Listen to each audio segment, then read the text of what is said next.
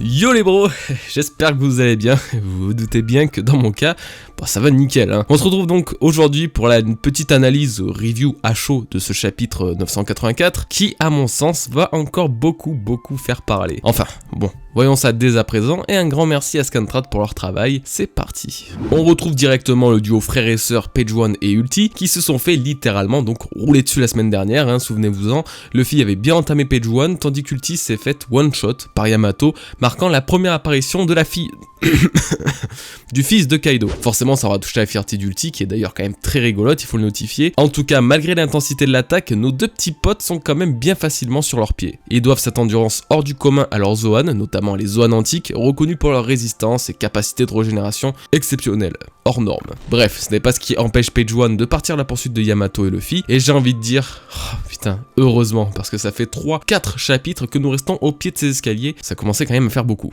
Les samouraïs de leur côté s'infiltrent enfin sur Onigashima, et c'est pas trop tôt non plus parce que Momonosuke a clairement chaud au cul le pauvre. Je veux dire, même Nico Robin a eu pitié de lui, donc au bout d'un moment, alors, on sent que c'est quand même un peu la galère pour lui. D'ailleurs, elle et Jinbei se sont plutôt bien fondus dans la masse. Le groupe de l'eau, lui, il arrive enfin au niveau de l'entrée secrète d'Onigashima, et on retrouve finalement les bons vieux déplacements instantanés de l'ancien Shishibukai à base de Room Chumbles.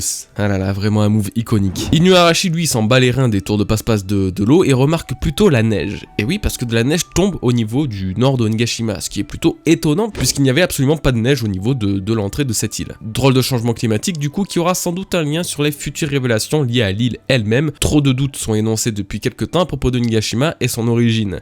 Notamment du côté de Marco qui s'étonne que cette île soit renommée ainsi. Il y a donc bien un secret, hein, si on peut appeler ça comme ça. On retrouve le reste des fourreaux qui se complètent petit à petit finalement, notamment avec l'apparition du mystérieux personnage accompagnant Marco dans les précédents chapitres, qui était donc bel et bien Izo, bien sûr, le frère de Kiku. Son physique n'a que légèrement changé, sûrement suite à cette bataille contre Barbe Noire ou même Weeble, puisqu'il possède une cicatrice au niveau de l'arcade sourcilière. Donc ça va, ça lui donne quand même un air stylé, on valide. Par contre, très impatient de voir les deux frères côte à côte, hein, puisque Izo mesure quand même 1m92, donc c'est pas mal, mais Kiku lui en mesure 2m87, donc un bon mètre de différence, ça risque de se voir un peu, non?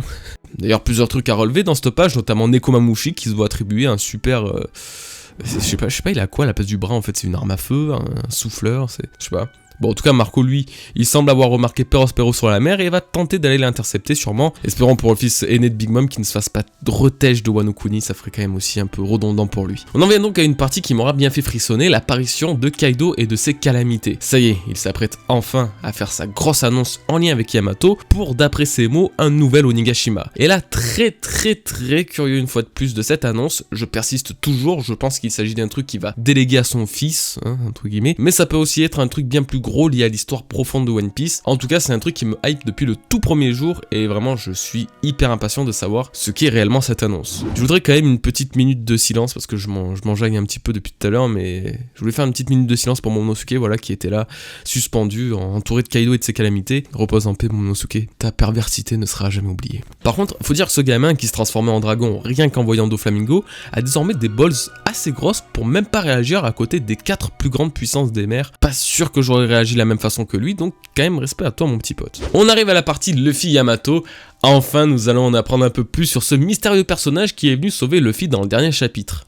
Oh oui, il y en a des choses à dire, donc autant ne pas attendre davantage. L'ambiance a totalement changé entre deux. Alors que tout se passait bien dans le dernier chapitre, Luffy se met à attaquer à Yamato, allant même jusqu'à utiliser le Ryuo. Apparemment, le Rame Hake n'a pas laissé un trop gros traumatisme à Luffy, fils de Kaido ou pas, voilà, il attaque toujours tête baissée ce fou. Mais là où la révélation est dingue, c'est que Yamato se trouve être une femme qui a vécu l'heure légendaire de l'exécution d'Oden il y a de cela 20 ans. À ses yeux, aucun samouraï n'était plus grand que lui, sa mort l'a profondément blessé et attristé.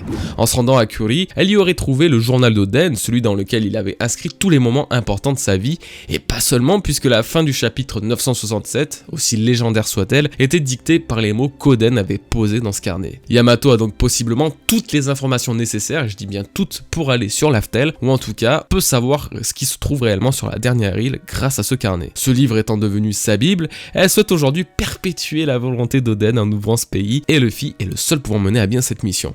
Quel incroyable moment les amis. Dieu merci, Oden n'est pas mort et continue de vivre à travers cette jolie Nami numéro 4 qu'Oda a l'habitude de nous faire. Ce chapitre est donc aussi la consécration de plusieurs théories. Oui, Yamato est bien une femme et je suis heureux d'avoir douté là-dessus quand même jusqu'à la fin. L'histoire de Yamato le Brave s'étant travesti m'avait déjà mis la puce à l'oreille, mais quand ce fameux Yamato est apparu avec le masque d'Anya, j'ai vraiment commencé à trouver ça louche, sachant que c'est systématiquement lié aux femmes, etc. J'en ai parlé dans ma dernière review, mais aussi sur Twitter, tout me semblait trop louche. Du coup, avec Kiku, Oda nous a fait un homme voulant ressembler à une femme, et une femme voulant ressembler à un homme.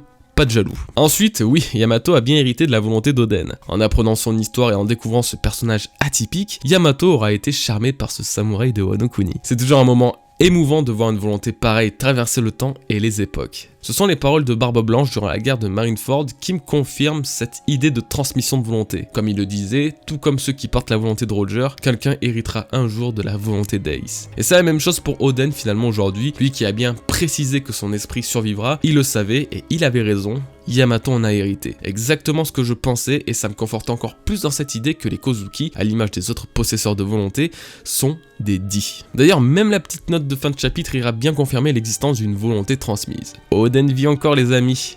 Oden vit encore. Pour le reste des théories confirmées, Yamato a donc bien un lien avec Ace.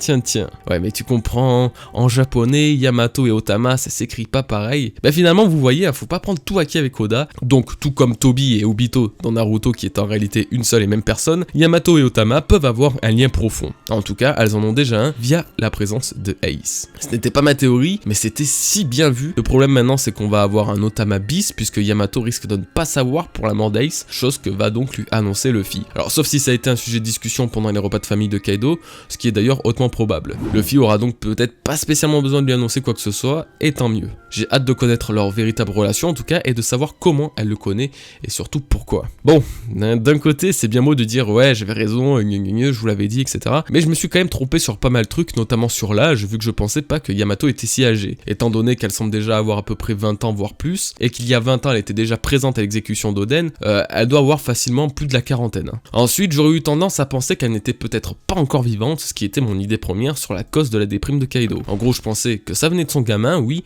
mais pas de cette façon. En tout cas, avec ces nouvelles révélations, et comme je le pensais depuis plus d'1 an déjà, Yamato pourrait bien être la cause de l'alcoolisme de Kaido. En même temps, le pauvre, sa fille, elle est devenue fan d'un mec qui a failli le tuer. Kaido, il avait toutes ses raisons d'être dégoûté là. Mais vraiment, je pense que c'est ce qui est à l'origine même de sa dépression. Ça collerait trop bien avec cette nouvelle révélation, et je vois pas comment Kaido pourrait avoir une autre source de dégoût, de dépression simplement, qui peut être liée qu'à Yamato et à son désir de vouloir ressembler à Oden, quoi. On verra, bien sûr, rien n'est fait encore, mais j'avoue que là, ça paraît hautement probable.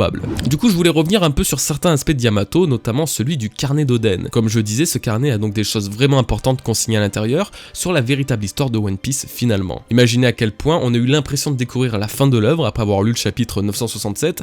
Alors qu'est-ce que ça doit être avec toutes les mémoires d'Oden à l'intérieur? On en vient donc à un parallèle relativement intéressant. Yamato pourrait alors raconter à Luffy ce que Oda nous a raconté à nous-mêmes, c'est-à-dire l'histoire de Goldie Roger sur Laftel.